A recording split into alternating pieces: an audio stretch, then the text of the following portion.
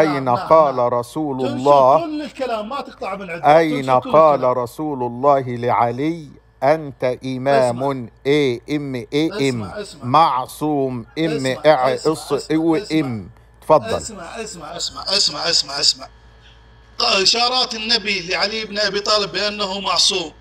قال النبي لأمير المؤمنين علي بن أبي طالب: علي مع الحق والحق مع علي يدور معه حيثما دار. لم يخصص في مورد معين علي مع الحق، بل أعطاه الإطلاق. كل فعل يفعله علي بن أبي طالب هو الحق وليس خطأ. إذن هذه لازم هذا الكلام عصمة، وهذه إشارة من النبي صلى الله عليه وسلم إلى علي بن أبي طالب بأنه معصوم، لأنه لم يحدد في مورد معين بأن علي بن أبي طالب سيكون في هذا المورد هو معصوم، وفي هذا المورد مع الحق، وفي هذا المورد ليس مع الحق. فإطلاق هذا الحديث يدل بأن علي بن أبي طالب معصوم. هذا أمر. الأمر الثاني، الحديث الثاني، النبي ماذا قال عن علي بن أبي طالب؟ من كنت مولاه وهذا علي مولاه. النبي أعطى نفس الخصوصية لعلي بن أبي طالب. والنبي أنتم بأنفسكم تقولون عنه معصوم، وإن ضيقتم دائرة العصمة وقلتم عنه معصوم فقط في التبليغ. وهل التبليغ في إمامة علي هو ليس من الدين؟ قلتم النبي معصوم فقط في التبليغ. نعم، وهذه دلالة أنه النبي أقام علي بن أبي طالب مقامه، فهذا فيه دليل على أن أمير المؤمنين معصوم بلسان رسول الله. الدليل القرآني، الصفة التي قال بها النبي عن علي بن أبي طالب ونزل فيها القرآن: أنفسنا وأنفسكم. الله أعطى لعلي بن أبي طالب، قال عنه نفس رسول الله. ومن بإقراركم بأن رسول الله معصوم وإن ضيقتم دائرة العصمة، فإذا علي بن أبي طالب هو نفس رسول الله وهو أيضا معصوم.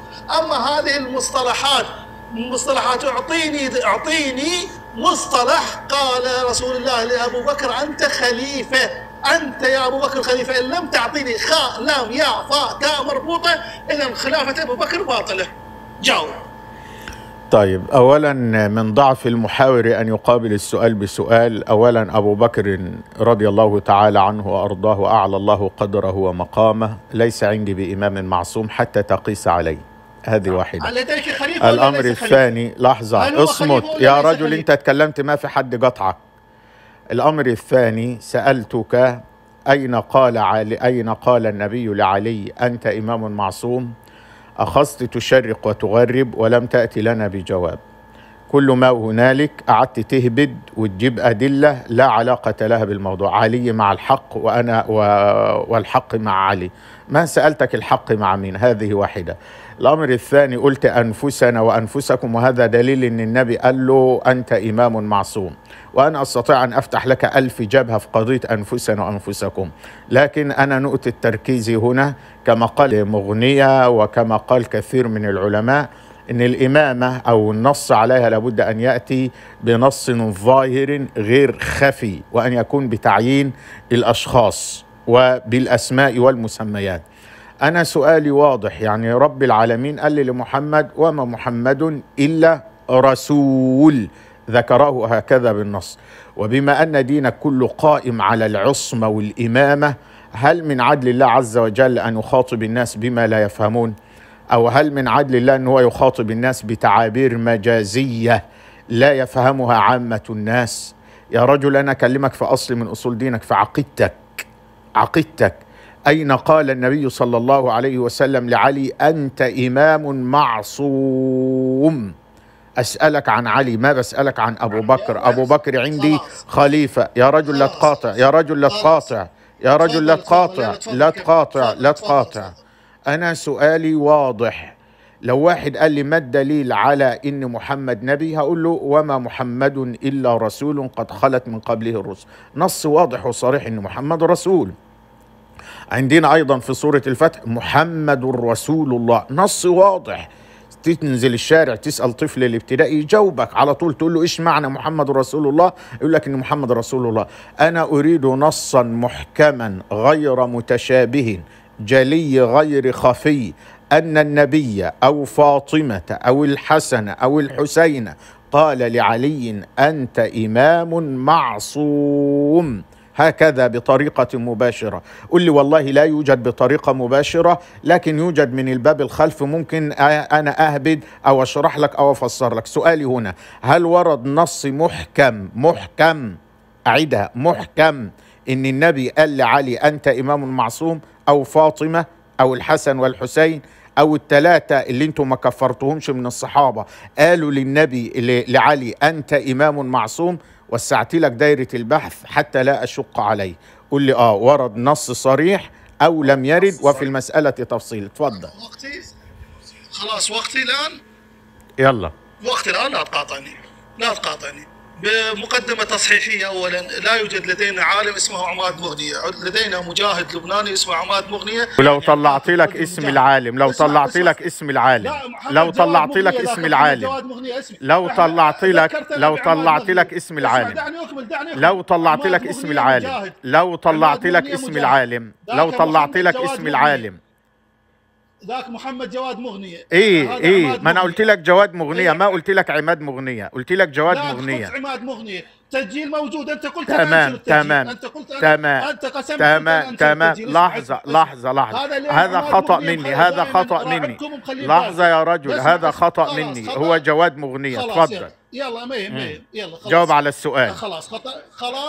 بس هذه الجزئية لا تقطعها من التسجيل يا رجل. أنا ليس عندي ما أخفي، أنا أشجع منك، لا ألف ولا أدور. أنا لا أتمادى في الخطأ، أستغفر الله من كل خطأ أو سهو أو نسيان. تفضل جاوب على السؤال. لا تقاطعني، دعني أكمل. أنا لدي الآن الموبايل ثاني أسجل، لكن التسجيل ليس بوضوح. يا رجل جاوب يلا. راح أجاوبك. مرتدين لأنهم لم يؤمنوا. يا رجل ما سألتك عن المرتدين. أين قال رسول الله لعلي أنت إمام معصوم؟ هذا سؤالي. أين قال رسول الله لعلي أنت إمام معصوم؟ لا تقاطع، خلينا أكمل كلام. يلا خلينا أكمل كلام، لا تقاطع. خلينا أكمل كلام، لا تقاطعني. أنتم الآن الذي لا يؤمن بخلافة أبي بكر، هل هذا يخرج؟ يا رجل أسألك أين قال النبي لعلي أنت إمام معصوم؟ ما بسأل عن خلافة أبو بكر، ما بسأل عن خلافة أبو بكر. سؤالي أين قال النبي لعلي أنت إمام معصوم؟ يا أخي ليش خايف؟ ما بسألك عن أبو بكر، أين قال النبي لعلي أنت إمام معصوم؟ هذا الهروب راح ينزل. ما هو ما عندك غير هذا. أين قال النبي لعلي أنت إمام معصوم؟ ما بسأل عن أبو بكر، ما بسأل عن خلافة أبو بكر، ما بسأل عن قتال المرتدين. أين قال النبي لعلي أنت إمام معصوم بنص محكم غير متشابه؟ تفضل. يلا يا خائف دعني أكمل. يلا نصف دقيقة ترعبكم. يلا تفضل. نصف دقيقة ترعبكم. تفضل. عموما، أين قال النبي لام يا فاتا على أبي بكر؟ قال خليفة. أين قال النبي لعلي أنت إمام معصوم؟ السؤال عن علي وليس أبو بكر. السؤال عن آخر فرصة ليك وهنزلك. آخر فرصة ليك. شوف أنا نبهتك وحذرتك.